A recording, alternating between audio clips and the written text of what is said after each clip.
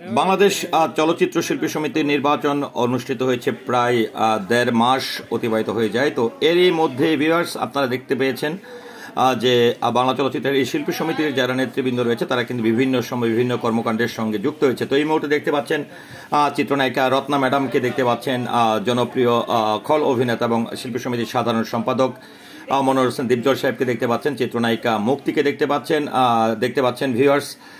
এখানে অভিনেতা সনি রহমান যিনি কার্যনির্বাহী সদস্য হিসেবে নির্বাচিত হয়েছেন। আমরা এখানে আরও অনেকেই আমরা দেখতে পাচ্ছি যে চিত্রনায়ক এবং অভিনেতা যিনি সহসভাপতি হিসাবে নির্বাচিত হয়েছেন ডিএ তায়েব। আমরা এখানে আরও কিছু আপনাদেরকে দেখাতে চাই কারা কারা আসলে কি উদ্দেশ্যে, কোন দিকের উদ্দেশ্যে তারা আসলে এখানে এই শিল্পী সমিতি ছেড়ে কোথায় যাচ্ছে এবং শিল্পী সমিতিতে আসলে এই শিল্পী সমিতির কার্যক্রম এবং তাদের ছোটোখাটো একটি প্রোগ্রামে তারা অ্যাটেন্ড করবে। এর আগে আসলে এই শিল্পী সমিতির ভিতরের অবস্থাটি কী ছিল দেখতে পাচ্ছেন। সভাপতি মিশে সদাগর এবং সুব্রত সাহেবকে আপনারা দেখতে পাচ্ছেন, ডিএ তায়েবকে, চিত্রনায়িকা রুজিনা ম্যাডামকে। তো ভিউয়ার্স আমরা কিন্তু দেখতে পাচ্ছেন আরেকজন ফাইট ডিরেক্টর এবং অভিনেতা চুনুকে।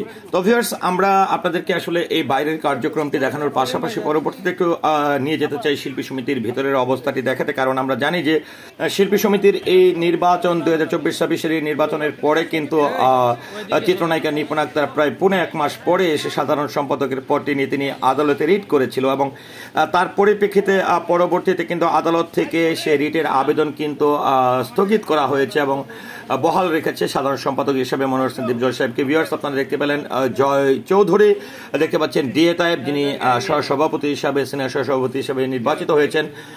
তো আমরা সেই চিত্রটি দেখানোর চেষ্টা করছি। এখানে সারিবদ্ধভাবে প্রত্যেকের গাড়ি কিন্তু এখানে রেডি রয়েছে, তারা বাংলাদেশ পুলিশের একটি আনুষ্ঠানিকতার মধ্যে তারা অংশগ্রহণ করবে। তো ভিউয়ার্স আমরা এখন আপনারা দেখতে পাচ্ছেন যে সাধারণ সম্পাদকের সেই চেয়ারে কিন্তু আমরা মনোহর হোসেন দীপজল সাহেবকে দেখতে পাচ্ছি, সিনিয়র সহসভাপতি হিসাবে ডিএ তায়েবকে দেখতে পাচ্ছি, চিত্রনায়িকা রত্না যিনি হাত তুলে তিনি অভিনন্দন জানিয়েছেন, দর্শকদের পাশে রয়েছেন চিত্রনায়িকা মুক্তি। তো আমরা আসলে শিল্পী সমিতিতে কারা কারা আছেন, মনোহর হোসেন দীপজল সাহেব আশ্চর্যজল অবস্থা এবং তার পাশের চেয়ারেই মোবাইল হস্তান্তর করছেন জনপ্রিয় খল অভিনেতা এবং বর্তমান ক্যাবিনেটের সভাপতি মিশা সদাগর সাহেবকে কিন্তু আপনারা দেখতে পেলেন। তো ভিউয়ার্স আমরা কিন্তু আপনাদেরকে শিল্পী সমিতির সেই চিত্রটি দেখাচ্ছি। ভিউয়ার্স দেখতে পাচ্ছেন সুব্রত সাহেব এবং দেখতে পাচ্ছেন জেকি আলমগীর সাহেবকে। তো আমরা আরেকটি বিষয় একটু বলতে চাই যে এই শিল্পী সমিতির নির্বাচনের পরে কিন্তু প্রায় শিল্পী সমিতির এই পর্যন্ত প্রায় 3টি মিটিং কিন্তু তারা এই নবনির্বাচিত কমিটি তাদের 3টি মিটিং তারা সম্পূর্ণ করেছেন। তো এই শিল্পী সমিতি নিয়ে সাধারণ মানুষের এবং সারা দেশের মানুষের কিন্তু আগ্রহ বা জানার বিষয়টি নিয়ে কিন্তু শেষ নেই। তার প্রেক্ষাপটে আমি বরাবরই এই চেষ্টা করছি বাংলাদেশ চলচ্চিত্র শিল্পী সমিতির এই বর্তমান ক্যাবিনেট বা নবনির্বাচিত কমিটি আসলে তাদের কার্যক্রমটা কিভাবে চালাচ্ছেন এবং শিল্পী সমিতির অবস্থাটি কি সেটি সবসময় বোঝানোর চেষ্টা করছি বা আপনাদের সামনে তুলে ধরার চেষ্টা করছি।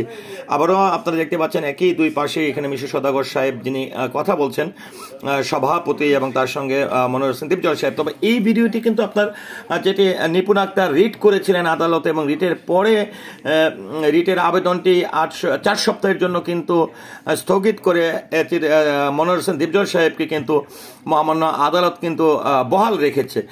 তারপরে কিন্তু এসে কিন্তু আমরা সেই চিত্রটি দেখছি। আমরা জেকি আলমগীর যিনি কিন্তু আম্মাজান সেই সিনেমার নবাব চরিত্রে অভিনয় করেছিলেন এবং আবার দেখতে পাচ্ছেন অভিনেতা সনি রহমান যিনি কার্যনির্বাহী সদস্য হিসাবে, চিত্রনায়িকা নিপুণ আক্তার এবং মাহমুদ কলির প্যানেল থেকে জয়যুক্ত হয়ে বর্তমান কমিটির সঙ্গে কাঁধে কাঁধ মিলিয়ে সংগঠনের জন্য এবং শিল্পীদের জন্য কাজ করার চেষ্টা করছে। তো ভিউয়ার্স যেটি হচ্ছে বাংলা চলচ্চিত্র শিল্পী সমিতি নিয়ে যেমনটা সবারই আগ্রহ রয়েছে, তবে এই নির্বাচনকে কেন্দ্র করে পরবর্তীতে আসলে মামলা বা একে অপরের প্রতি সাংঘর্ষিক যে বিষয়গুলো রয়েছে, অভিযোগগুলো রয়েছে বা চলচ্চিত্র শিল্পী সমিতির কাছে এবং বা নবনির্বাচিত কমিটির কাছে আসলে আপনাদের চাওয়া পাওয়া কিভাবে আসলে বর্তমান শিল্পী সমাজকে দেখতে চান কিংবা বর্তমান যারা নির্বাচিত হয়েছেন বা এই কমিটির দায়িত্ব পালন করছেন তাদের কাছে আপনার আশাটা কি বা আপনার চাওয়া পাওয়াটা কি আশা করছি কমেন্টের মাধ্যমে জানাবেন। আর সেই সাথে আসলে আমার পুরো ভিডিওটির সঙ্গে থাকার জন্য অসংখ্য ধন্যবাদ। আর বিদায় নেওয়ার আগে একটি কথাই বলবো যে 2024-26 এই নির্বাচনের পরে আবারও একটু আপনাদেরকে ধারণা দিচ্ছি যে 3টি মিটিং কিন্তু এরই মধ্যে এই কার্যকরী পরিষদ সম্পূর্ণ করেছে। তো ভিউয়ার্স, পুরো ভিডিওটির সঙ্গে থাকার জন্য সকলের প্রতি কৃতজ্ঞতা এবং ধন্যবাদ জ্ঞাপন করছি। সবাই ভালো থাকুন, সুস্থ থাকুন, সবসময় আমাদের সঙ্গেই থাকুন। আল্লাহ হাফেজ।